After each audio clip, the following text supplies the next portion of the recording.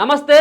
తెలంగాణ రాష్ట్ర ప్రభుత్వం ప్రతిష్టాత్మకంగా తీసుకున్నటువంటి పథకంలో ఒకటైనటువంటి రైతు రుణమాఫీ ఏదైతే ఉందో, ఈ రైతు రుణమాఫీ విషయంలో అనేక రకాలైనటువంటి సందేహాలు, వీటికి సమాధానాలు చెప్పేటువంటి ప్రభుత్వం నుంచి సరైనటువంటి సమాధానాలు దొరకక రైతులంతా ఇబ్బంది పడ్డటువంటి పరిస్థితి. ఇదే నేపథ్యంలో 3 విడతలుగా రాష్ట్రంలో అధికారంలోకి వచ్చిన తర్వాత ఒకే దఫగా ఒకే విడతలో రుణమాఫీ చేస్తామని చెప్పేసి ఇప్పుడున్నటువంటి ముఖ్యమంత్రి ఆ రోజు పీసీసీ హోదాలో ఉన్నప్పుడు చెప్పినటువంటి మాట. ఏదేమైనా ఒక విడతలో కాకపోయినా 3 విడతల్లో రుణాన్ని మాఫీ చేసేందుకు మరి తెలంగాణ రాష్ట్ర సర్కార్ కసరత్తులు ప్రారంభించడం జరిగింది. ఆగస్టు 15 లోపట్ల ఉన్నటువంటి రుణాలన్నిటి కూడా మాఫీ చేసేందుకు ఆ ప్రక్రియ కొనసాగించడం జరిగింది. 2 విడతలుగా మాఫీ అయింది. ఇక 3వ విడతకు వచ్చినట్టయితే అసలైనటువంటి సమస్య ఇక్కడే ఉంది. 3వ విడతలో 2 లక్షల లోపు ఉన్నటువంటి రుణాలని మాఫీ చేస్తామని చెప్పడం జరిగింది. మరి 2 లక్షల కంటే పైన ఉన్నటువంటి వాళ్ళ పరిస్థితి ఏంటిది? అసలు పైన ఉన్నటువంటి 2 లక్షల కంటే పైన రుణాలు తీసుకున్నటువంటి వాళ్ళకి 2 లక్షల లోపు మేము వేస్తాం వల్ల 2 లక్షల వరకు మేము మా ప్రభుత్వం నుంచి వచ్చేటువంటి సొమ్ముని మీ ఖాతాలో జమ చేస్తాం. కానీ అంతకంటే ముందు రైతులు ముఖ్యంగా పైన ఏవైతే అమౌంట్ ఉంటుందో, ఒకవేళ 10,000, 20,000 ఇంకా ₹1,00,000 ఉంటుందో ముందుగా బ్యాంకులో డిపాజిట్ చేస్తే ప్రభుత్వం నుంచి వచ్చేటువంటి రుణమాఫీకి సంబంధించినటువంటి అమౌంట్ 2 లక్షల వరకు మేము దాంట్లో ఇస్తామనేది ప్రభుత్వం యొక్క నియమ నిబంధనలు. మరి వీటిని ఎవరు కూడా కనీసం మంత్రులు కానీ, సంబంధించినటువంటి వ్యవసాయ శాఖ అధికారులు కానీ, బ్యాంక్ అధికారుల దగ్గర నుంచి కూడా సరైనటువంటి గైడ్లైన్స్ ప్రభుత్వం నుంచి రాకపోవడంతో రైతులంతా ఇబ్బంది పడుతూ ఉన్నారు. రైతులు చెప్పేటువంటి అంశం ఏంటిదంటే, మరి ఇప్పటికే మేము పంట కోసం అప్పులు తీసుకొచ్చుకొని పెట్టుబడులు పెట్టుకోవడం జరిగింది.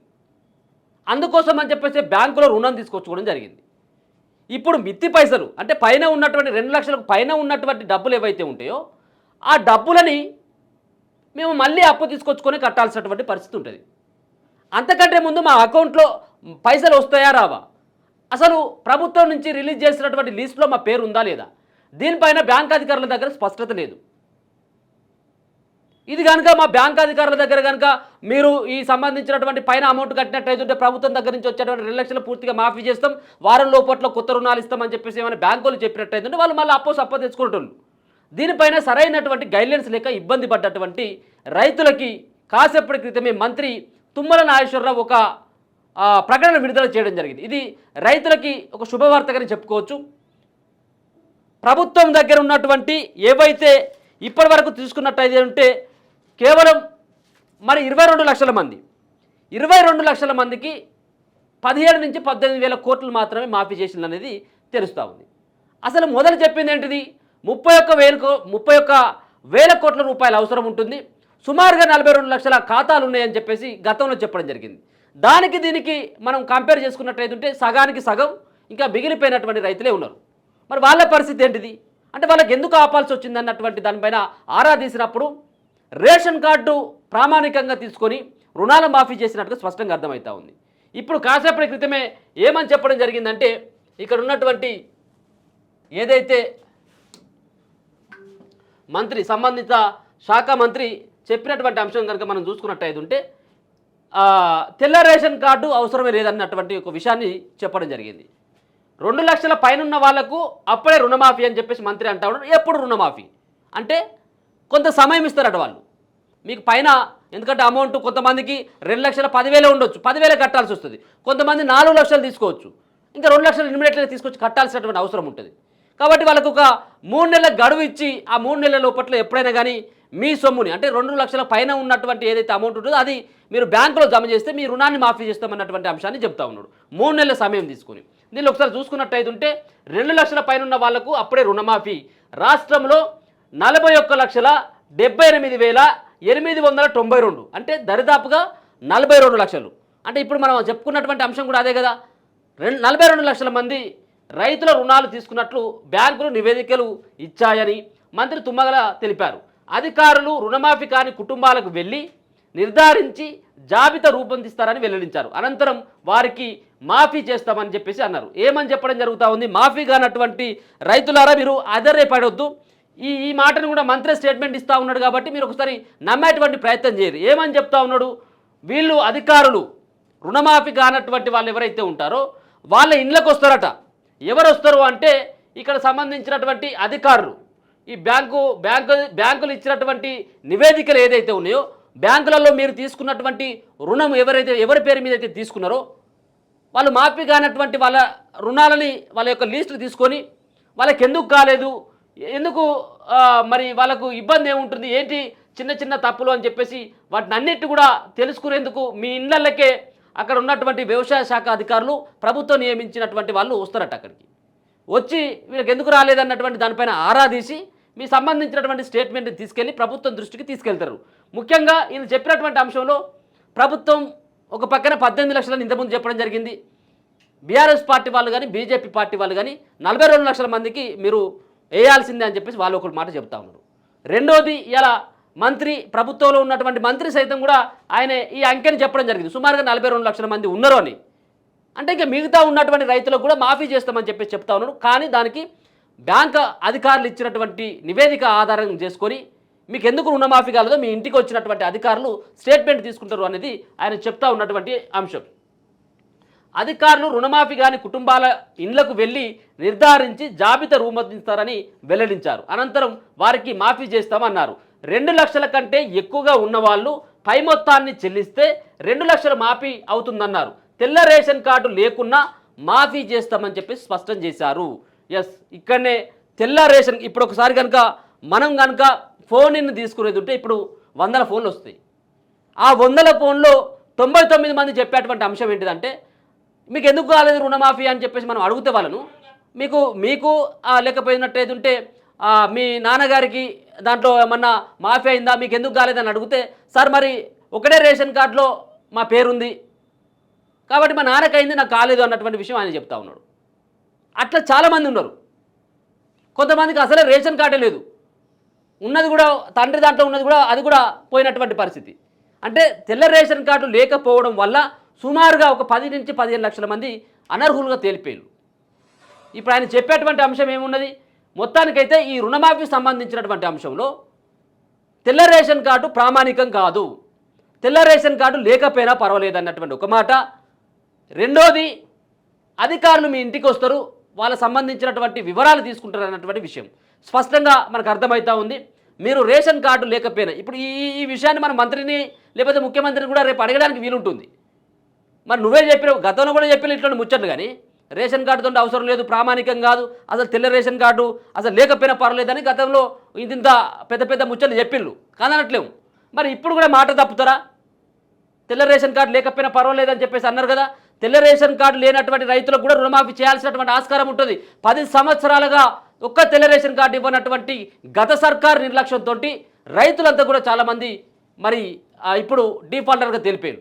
సరే, మరొక సంబంధించినటువంటి అంశం కూడా రుణాలకు మాఫీకి గైడ్లైన్స్ కూడా ప్రభుత్వం విడుదల చేసినట్టుగా స్పష్టంగా అర్థమవుతా ఉంది. 2 లక్షలకు పైన ఉన్నటువంటి రైతులు ఎప్పుడు వాళ్ళు అమౌంట్ వేసుకోవాలి, మిగతా అమౌంట్ వాళ్ళకు కొంత సమయం ఇవ్వాలని చెప్పేసి ప్రభుత్వం కూడా ఆలోచిస్తూ ఉన్నది. దానికి సంబంధించినటువంటి 2 లక్షలకు పైన ఉన్నటువంటి రుణాల మాఫీకి గైడ్లైన్స్ ఇప్పటి వరకు 2 లక్షల క్రాప్ లోన్ల మాఫీ ప్రక్రియ చేపట్టిన సర్కార్ ఆపై ఉన్న పంట రుణాల మాఫీకి గైడ్లైన్స్ సిద్ధం చేస్తున్నది. మరో వారం రోజుల్లో 2 లక్షలకు పైన ఉన్న పంట రుణాలపై స్పష్టత ఇచ్చేందుకు వ్యవసాయ శాఖ సంయత్తమవుతున్నది. 2 లక్షల కంటే ఎక్కువ ఉన్న రుణాలను చెల్లించేందుకు గడువు పెట్టే యోచనలో ఉన్నది. నిర్ణయించిన 2 లక్షల కంటే ఎంత ఎక్కువ రుణాలు ఉన్నాయనే దాన్ని బట్టి కాల పరిమితి విధించి రైతులు బ్యాంకు అప్పులు చెల్లించుకునే వెసులుబాటు కల్పించనున్నది. ఎక్కువ అమౌంట్ చెల్లించాల్సిన రైతులకు కొంత ఎక్కువ గడువు ఇచ్చే అవకాశం కనిపిస్తున్నది. కుటుంబం యూనిట్గా ఉండే ఈ రుణమాఫీలో కుటుంబ సభ్యుల్లో మహిళల లోన్లకే ఎక్కువ ప్రాధాన్యత ఇవ్వనున్నట్లు సమాచారం. అర్థమవుతుంది కదా. ఇక్కడ 2 లక్షలకు పైన ఉన్నటువంటి వాళ్ళు అంటే ఎక్కువ అమౌంట్ 4 లక్షలు 6 లక్షలు కనుక తీసుకున్నటువంటి వాళ్ళు కొంతమంది ఉంటారు కదా, వాళ్ళందరూ కూడా మళ్ళీ ఇమ్మీడియట్గా బ్యాంకు రుణాలు కట్టాలంటే ఇబ్బంది అవుతుంది. కాబట్టి వాళ్ళకు కొంత సమయాన్ని ఇవ్వాలి. 2 లక్షల కంటే పైన ఉన్నటువంటి వాళ్ళ అనేతో పాటు మహిళలకు ప్రయారిటీ ఇస్తారట. అసలు ఇంకొక విషయం, కీలకమైనటువంటి విషయం ఏమని చెప్పాలంటే 4.5 సంవత్సరాలుగా గత సర్కారు హయాంలో అంటే 2018-19 కాలంలో తీసుకున్నటువంటి రుణాలు ఏవైతే ఉన్నాయో లక్షలోపు ఉన్నటువంటి రుణాలు ఆ దరిద్రుడు మాజీ ముఖ్యమంత్రి 99,999 వరకు చేసిండు. ఒకటి ఏది మొన్నటి వరకు 2023 ఆయన దిగిపోయేంత వరకు. దాని తర్వాత ఉన్నటువంటి రుణాలు మాఫీ కాలేదు. మరో అంశం ఏంటిదంటే 4-5 సంవత్సరాలుగా ఆ అమౌంట్ అంతా కూడా వాళ్ళు తీసుకున్నది ₹1,00,000 రుణం అంటే ఇది ఇప్పుడు వచ్చేసరికి వీళ్ళు మాఫీ చేసేటువంటి డేట్కి వచ్చేసరికి అది 2 లక్షలు, 2,10,000, 2,30,000 దాకా అయిపోయింది. దీనివల్ల ఇబ్బంది అయిపోయింది. రైతులు తీసుకునేది వాస్తవంగా కూడా లక్షలోపే, కానీ అక్కడ మిత్తులకు మిత్తి బ్యాంకులతో 4-5 సంవత్సరాలుగా కట్టకపోవడంతో వాళ్ళు డీఫాల్టర్గా మారిపోయిన రైతులు. రెండోది మిత్తులు పెరిగిపోయి 2,30,000, 2,40,000 వరకు చేరిపోయింది. దానివల్ల చాలా ఇబ్బంది పడుతూ ఉన్నారు. వీటన్నిటి కూడా దృష్టిలో పెట్టుకొని ఇవాళ 2 లక్షల వరకు మాఫీ చేస్తామని చెప్పి ప్రభుత్వం చెప్పడం జరిగింది. దానికి మరి కట్టుబడి ఉంటుందా లేకపోతే కేవలం ప్రకటనల వరకు పరిమితం అవుతుందో చూడాలి. కొంత అవకాశం ఇస్తారట, కొంత సమయాన్ని కూడా ఇస్తారట 2 లక్షలకు పైన ఉన్నటువంటి రైతులకు. ఇక రైతులను రుణ విముక్తులు చేసే దిశగా అడుగులు. 2 లక్షలకు పైగా రుణం ఉన్న రైతులకు వెసులుబాటు ఇచ్చేందుకు ప్రభుత్వం ఆలోచన చేస్తున్నది. 2 లక్షల కంటే ఎక్కువ ఉన్న రుణాలను చెల్లించేందుకు గడువు పెట్టే యోచనలో ఉన్నది. రైతులను పూర్తి స్థాయిలో రుణ విముక్తులను చేసే క్రమంలో నిర్ణీత 2 లక్షల కంటే క్రాప్ లోన్లు ఎక్కువగా ఉంటే రైతులు పై మొత్తం చెల్లించిన తర్వాతే రుణమాఫీ చేస్తామని సర్కారు ఇప్పటికే స్పష్టం చేసింది.